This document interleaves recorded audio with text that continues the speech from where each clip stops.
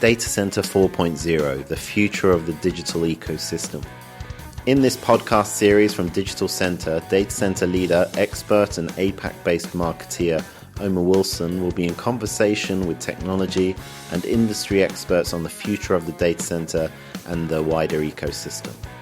Today's tech-fueled transformation era is putting traditional data centers under unprecedented pressure.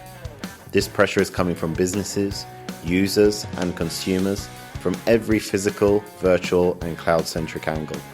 What does the future hold for the data center? Hello and welcome everybody to the next installment of the DigitalCentre podcast series. Thanks again for taking the time to join us. And we again hope you find it an informative and insightful session. These recordings carry on through the unique times we're living through, and we're seeing some really great engagement from everybody listening and writing and subscribing. So thanks to all of you.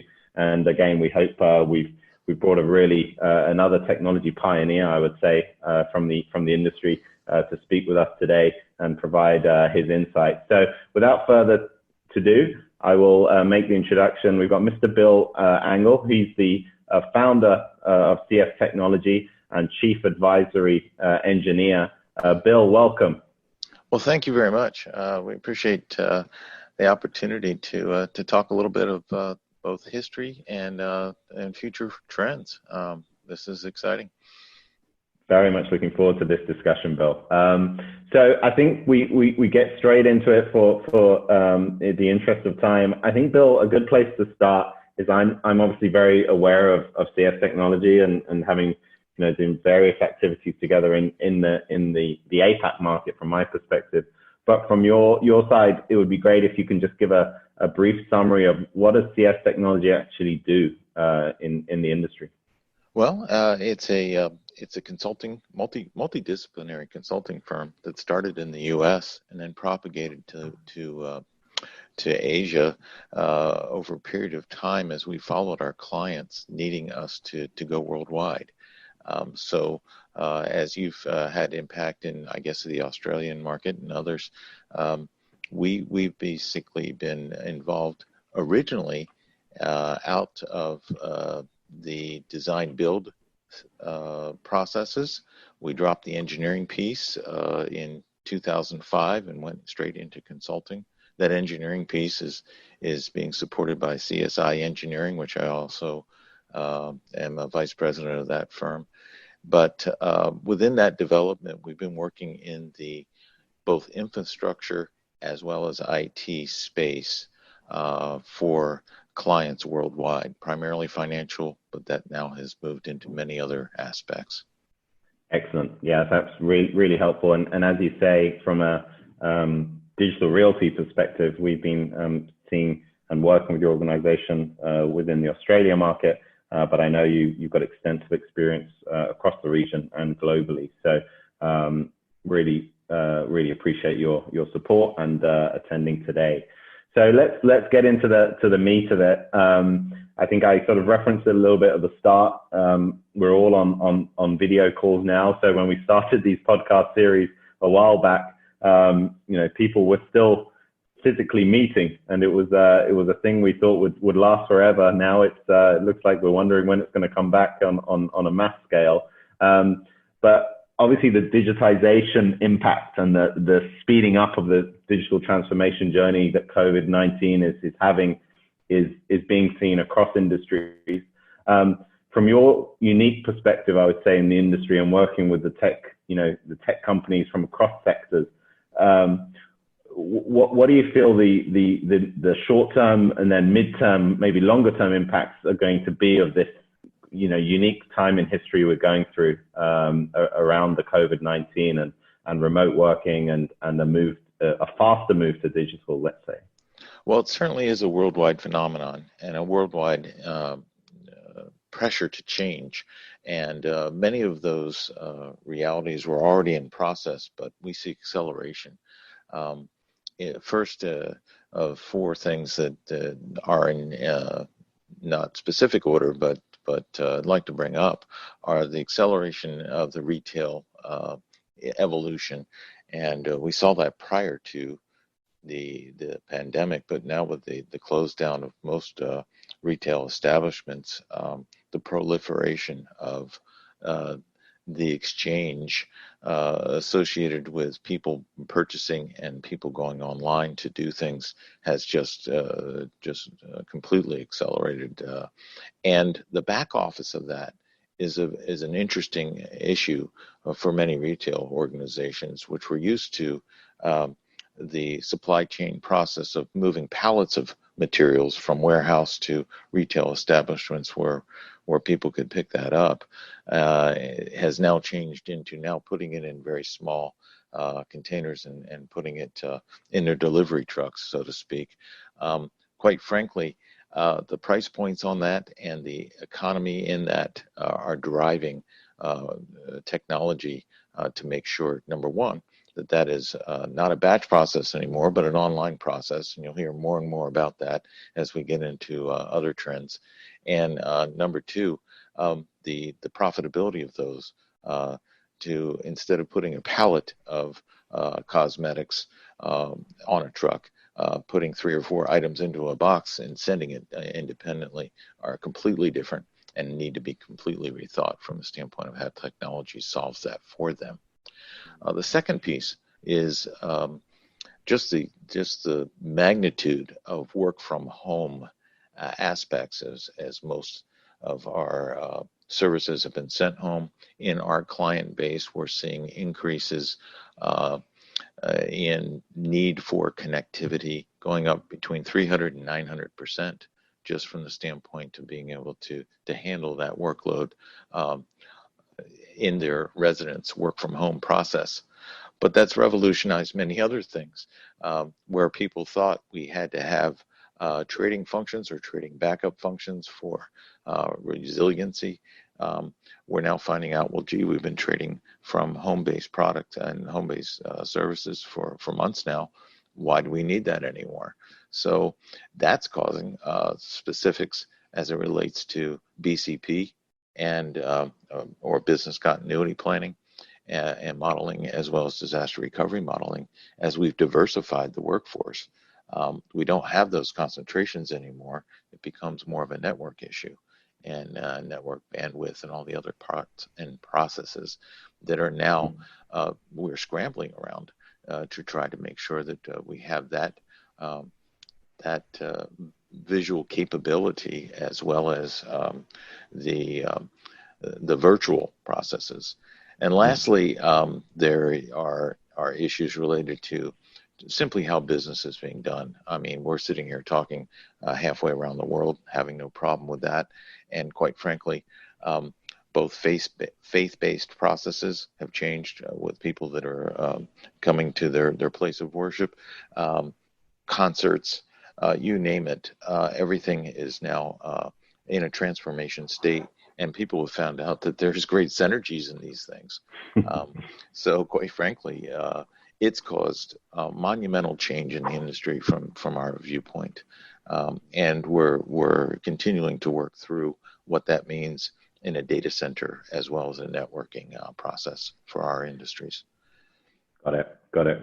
Really nice. I'd like to dig a little bit deeper into 2 things. One is you referenced that obviously the 300% or so increase piece, which I think we're also seeing in the sector. If you look at any of the large cloud providers, they're giving similar metrics in terms of the demand uptick. So one, I guess, a follow-up question is, you mentioned it a little bit there, but it'd be good to just get your technology view on it. It sounds like the infrastructure is holding up pretty well. So despite amazingly well increase, yeah, is that because it had the resiliency already built in, or have people been very busy in making sure that it's resilient now? Well, amazingly well. I'll just leave it at that. I was one of those naysayers in April that were saying, boy, this is going to crash to the last mile and everything that's going with it. But what we saw is with the combination of fiber capacities, issues related to the uptick that was already in play, already in process. 3 to 4 to 5 from the standpoint of capability that's growing in our network connectivity. We've made it, and amazingly so. It's just the back office stuff that had to be revolutionized in core data center communication processes that we're used to. Our goal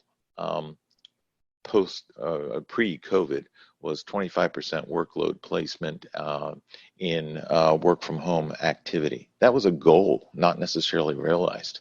I'm very close to Johns Hopkins and pull their data rather regularly. And in the current, at least U.S. marketplace, they're measuring 39% now, based on what has happened with certain processes in the shutdown of the U.S. economy. And our current goal, quite frankly, is to get to 50% for social distancing, because where we were set up to have very confined and continually closer and closer environments in corporate real estate, those now have to be rethought from the standpoint of distancing and other processes. So they're looking at both phased implementation of startup and spaced out areas. We need to have 50% of the staff stay at home. So how do you implement that quickly? Well, that's part of the process, and where that 300% comes into play. Got it. Very interesting. Very interesting. Going sort of building to the second part of the area I'd like to drill into, and you sort of referenced it a little bit in your earlier response, is the whole shift around BCP and resiliency from how as a technology industry we approach that traditionally in terms of backup and the infrastructure, and also where it's going to, because I've heard various comments from you as well in other areas around how, you know, there's a pretty significant revolution coming already sort of in place around how things are backed up and what that actually means from a technology provision perspective. Can you add more color to that in terms of where we're going or what's happening? Absolutely, and this is probably one of the more exciting things. I reference being one of the founders of a company called CS Technology, and also sit on an engineering board with CSI Engineering, which together designed the first Tier 4 data center in the 1990s. So many people call me a dinosaur in the industry, and it's probably well earned. But we need dinosaurs to keep going. We need the experience. But within the process, when we designed the first Tier 4 data center, our total focus was on providing a very resilient capacity for not necessarily a government or a financial institution. It was actually for United Parcel Services. And within that context, this was their second data center. The first one we completed in 1988. And they found that as they continued to reach around the world, their service windows collapsed. And in that process, when we talk about service windows, they always would service everything in their institution on Sundays. But as they went to Europe and eventually to Asia, they found that obviously as the world spins, they could never turn off their computer systems. And they said, well, how do we keep them up? So that was a original incubation of resiliency, what we call concurrent maintainability, and fault tolerance. The one building that we designed in 1994 touched 273 countries. And if you think about the logistics of moving packages across both customs, custom manifests, the financial issues related to money transactions in different currencies, many of those things had to be automated so you could actually get a package delivered the next day. And so within that context, we had to be pioneers. We developed that, and then we found out that we did a great job making a box that was really resilient. But if the network didn't connect it, we still failed. And so we saw after the 1990s a focus on network connectivity and its self-healing properties, and resiliency then started becoming something that we saw between two data centers, diverse, that would be both reliable, but also would be the recipient of a failed data center. See, data centers fail in place. The infrastructure stops, the data center stops. And then the applications fail over via network. So, i.e., now everything became the resiliency of the network. As we continue to climb in our industry, we found that there were many silos. And in those silos, I speak engineering, I speak BTUs and KVA and those kinds of things. And that's engineering speak for electrical and mechanical load. But if I climbed a network, now I'm into packets and I'm into sonnets and I'm into rings and I'm all kinds of those kinds of words. But when I get to applications, now I get into rebooting and I get into storage and I get into many other languages. And we'd sit at meetings trying to work through common problems for our clients. And we would find that the engineers would be saying one thing and the network people would be saying something else. And the chief operating officer would be looking at us all like, I have no clue what languages you're speaking. You're all using English, but it might as well be French, Russian, and French, because I can't understand it. And so we saw our role in that consulting as becoming translators, literally translators of the 17 languages that remain as a stack from real estate all the way to business functionality as the C-suite needs. And as we can translate those things back and forth, we can start breaking down the silos and see the synergies between things. If I can do it with network, then I don't necessarily need to do it in engineering reliability. If I can do it necessarily in applications, then I have redundancy there. I have hot, cold, I have hot, medium, I have hot, hot, and I have the ability to do that. Now we introduce the next layers as we go higher and higher in the stack. And with the cloud implementation, and that being adopted beyond infancy in the last few years into mainstream, now becoming very, very prevalent, again, being pushed by this COVID issue, we find that the management layer, specifically in the cloud, is becoming our resiliency layer. It's no longer the data center or the tier 4 data center. It's no longer necessarily the risked out networks that we work through. It's becoming the cloud management work placement layer. And the key element here is in software development, which will not need to reboot the applications and resync the data.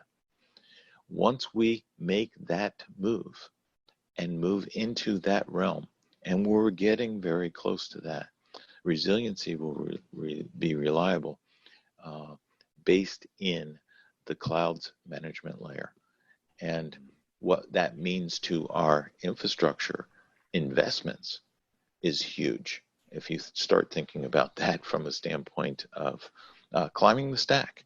So where I went from the history of what we've been developing and how people have stood on those particular, let's say, rocks in the industry, the tier levels from the Uptime Institute, the issues related to network standards, we're seeing that continuing to climb over years. And it's fascinating to watch, but also fascinating to be aware of it and the implications that the financial markets as well as the investment markets in the industry have to react to. And you think, again, that the COVID situation is the catalyst of just bringing that future closer and quicker?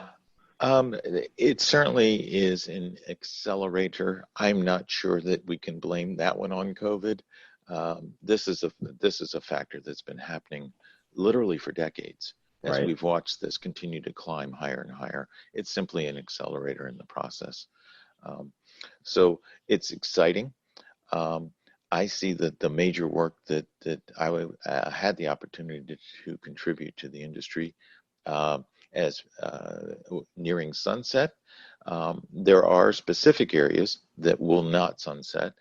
That's in healthcare, specifically support of medical missions, military missions, and other issues related to trading and low latency trading because of the speed of the necessary matching engine and co-location processes in those particular areas. They will continue to need the type of work that we developed historically. But these other areas are becoming very, very interesting as we head into that management layer of the cloud and see the resiliency residing there. Got it. Got it.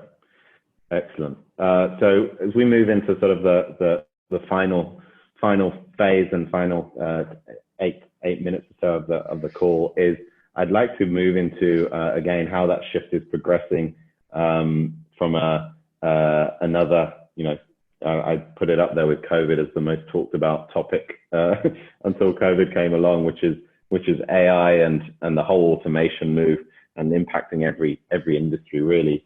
How do you see that automation layer, let's call it, but then eventually that full-on autonomous self-learning ability across systems will impact the shifts that you're talking about and that are sort of already happening? And I guess the question is, are we already seeing it coming into place as of today? Absolutely. And I'd like to go back and again, stand on a few rocks here. There are many industries that have had an automation uptick. And if you look at those and watch the pain and suffering associated with the implementation of that in that particular industry, whether it be the railroad industry or transportation industry or many others, what we do as consultants is say, gee, they've already gone through multiple iterations of solution sets. Why don't we see what they've actually developed in their industry and then pulled into the relatively young technology industry? I mean, I started in the 70s, and quite frankly, I'm seeing that, that was basically all a batch process, that we could run batches. We could all our financial stuff was done with securities that were paper products.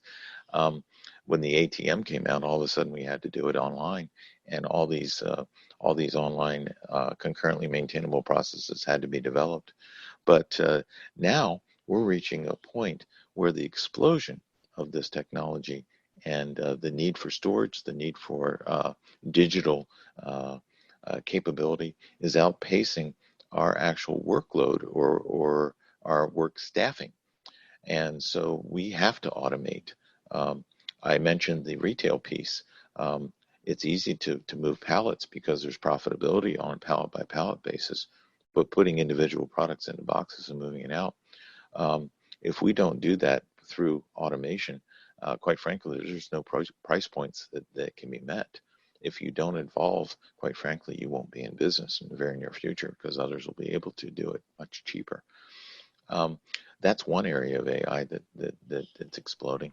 The other areas are in monitoring and also specific volume of change in industries.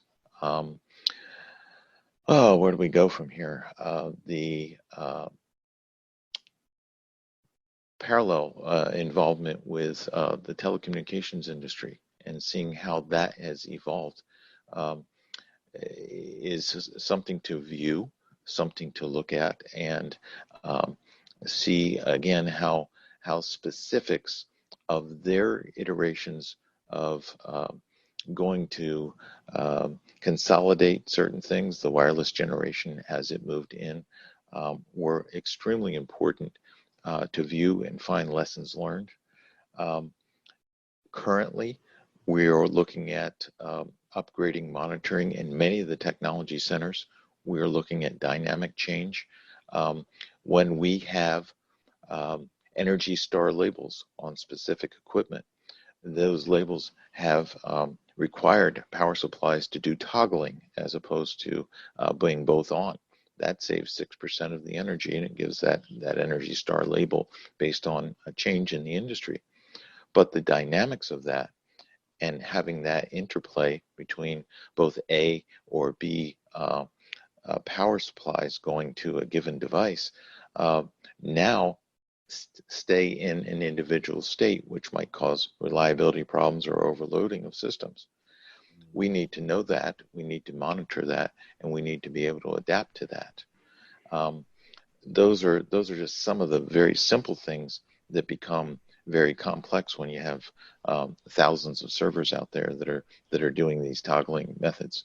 And how we do that in a non-automated state is something that they can't possibly be kept in a reliable management by hand or by smart hands. So these are just very simple things in the management of the data center and the monitoring of the data center. We're going to dynamic loading. We're going to, in our electric power industry, we used to have stable generation and relatively stable load. We now have introduced wind. We've now introduced solar, and all those factors of now dynamic capacity increases or generation increases destabilize to a certain extent the instantaneous need to both generate and use power across our grids. So how do we do that with the old method of making sure the generators were within 1/2 of a cycle of frequency, so they dynamically did not tear themselves apart? We have to automate all that. And so there are huge strides in these areas, not to mention the Internet of Things and the eventual use of systems that rely on those for driving our cars, automating all of our movement of transportation. I mean, there are so many things that still need incredible amounts of technology to service, and the reliability of that, again, needs to be extremely high so that these things will service. It's actually a fabric that's being developed underneath us to support society worldwide. And the guardians of that fabric are working very diligently to make sure that there aren't tears in it. And this technology becomes a utility for all practical purposes. You think that power is rather reliable, I just go in and plug it in. Now we do the same thing with our wireless technology. We'll eventually do that with many, many other systems that AI and automation will provide. Excellent point. Yeah, I think that last point's a huge one. Seeing it as and I hear people talk about more and more, it's along with water, access to clean water. It's a human right now, right? Internet connectivity is becoming a human right that needs to be provided and provisioned, and people forget the huge infrastructure underneath that enables that increasingly. And also obviously the unconnected regions now of the world, which are going to have that brought to access, is going to shift things. Well, it's exciting to see because I guess there were certain things in the Apollo mission when somebody took a photograph of the entire Earth and they said, gee, this is the first time we've actually been able to do this with a camera. Mm-hmm. And, the Hubble telescope now is reaching out 10 times to 100 times farther in the universe to see how big it is. I mean, we have technologies now that are driving information that is just revolutionary in mankind. And as we continue to make this fabric stronger, there are tenements to it that need to support it. And when it goes away, it can be pretty disruptive. That's for sure. That's for sure. People start throwing things and getting upset. Well, I think they the best thing I think I've ever heard a few years back, I think, was when one of the social, let's not name them, but one of the large social media providers access went down, and not because of their fault. I think it was internet access, and I think it was New York. The younger population started calling emergency services because they literally couldn't get onto the social media feed. So that goes to show, for the new generation, this is critical. Maybe we think it's, oh, you're accessing your social media account, but no, this is now, this is 911 status. Yes. Yeah. Well, again, the only thing I can say is, as we continue to wrap the world with technology, keep in mind, it all has to be powered. It all has to be connected. Much of it, even in everything Wi-Fi, it's only a few miles away, guys. And then we have to get to wires, and then we have to get to spaghetti, and we have to get to all these things connected on the backside. And if you don't know how all that works, that's fine. It will work. And you have guardians that are working around the clock to make sure that it works, literally worldwide. And that's just been a joy to be involved with that. It's been a joy to see it evolve, and it's been a joy just to have a small part, so very small part, in the opportunity to set standards and continue to develop things that people can use and improve all of the world in the process. I would certainly second that. So closing thoughts, and I want to pose two questions for you, Bill. Given your substantial experience of how technology has developed, and past is always prologue in my view. So it helps us understand where we may be going. If you had to say one, what most excites you about just the sheer speed of the technology developments and where we're going, and then maybe just to counter that a little bit, what concerns you or keeps you up at night around how do we solve it? What would be those two things? Thank you for easy questions. The first one is when you started out in the 70s in this industry and worked with the first use of technology to do some sort of time sharing for batch processes, and to see it evolve to the internet and just the ultra connectivity we've had. I work a lot in Europe. With this pandemic, I've been doing it all online. The sheer opportunity of the internet is providing truth to humanity. It used to be that by snail mail you could make any statement, and that statement would usually propagate. And if you had control over how that statement went out, then that statement would be truth for the people that it impacted. And I think as we see the ability to see a worldwide opportunity of events, a worldwide opportunity of people being able to speak truth into those events and give viewpoint and what is truth. It's a combination of all people's viewpoints in many cases.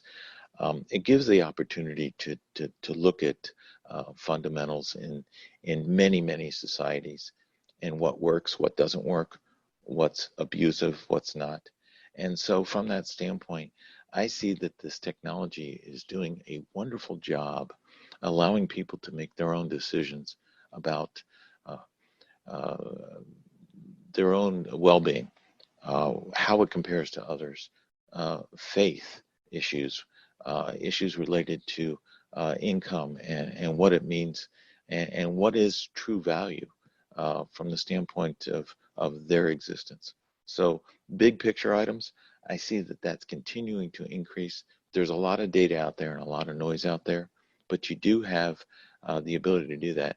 I go back to the days that if I wanted to know what was really important, I would go to my encyclopedia and I would look it up in the book, and it would tell me what that particular topic was, and it would give me the truth about that. Well, I can hit that on Google in a heartbeat now with no problem at all. And I've got reams of information that I never had before. So it's just an incredible explosion of truth. But simultaneously with that connectivity, to answer your second question, brings in the dark side. And from that standpoint, there are cyber issues with that. And not everybody necessarily is farming this for truth. They may be farming it for profit or many other ways and issues. And that becomes a concern. Concern both between governments, a concern between the individual and the people that are strafing that for resources that they can use and abuse. And from that standpoint, we are in this quasi battle between, if you want to say, good and evil as it relates to that particular product. And where we used to have wars and look at things, and we could look at our resources, we could assemble them, we had logistics associated with it and other things, even in the ballistic issues. It took months to develop something. It took more months to come up with a countermeasure. Once we had the countermeasure, then we were at a standstill again. Now, in this cyber warfare, we're actually going in a matter of days, a virus gets out, and in a matter of weeks, we have to countermeasure that before they get too much of market share. And that is an incredible process that is being developed also simultaneously with the technology process that is just revolutionary at the ability of us to stay ahead of that and maintain proper boundaries within these technological reaches. Government can't keep up with it. There are no governments that can regulate this fast enough. This is all well outside of that process, as you know, and it is just absolutely fascinating to see how we're reacting in very real time to those threats and how they impact not if we're going to have a problem, but when. Incredible. No, not much I can add to that. I think that sets the scene of where we're going very clearly.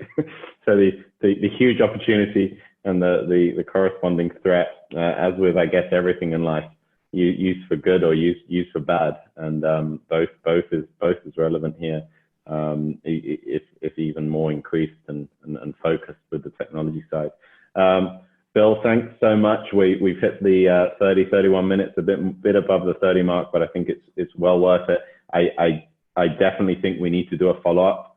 So we're going to we'll be reaching out to you to do a stage 2 of the discussion, because I think we'll get a lot of questions and interest. We'll be sharing for all the listeners on the CS Technology page on DigitalCentre. You'll be able to find links to a lot of the different areas that Bill mentioned and content pieces that have been created around that and associated links for you to read through. You'll also find contact ability there to get in touch with CS Technology and reach out to Bill or myself or anybody on the DigitalCentre initiative from that page as well. Just leaves me to say, Bill, thank you again. You're absolutely welcome. This has been fun, and I look forward to a follow-up. We've got lots more to talk about. We haven't even gotten into many other topics that we're playing with, all of which are just exciting, quite frankly, and we look forward to it. Okay. We live in interesting times, and we appreciate your expertise and direction. Thank you again, and thank you everyone for taking the time again to listen. Please do stay safe, stay well, and stay connected, and please do continue to follow the DigitalCentre content and subscribe to our podcast series, and also for the mailers and content that we share across all our steering committee members. Thank you, and good day.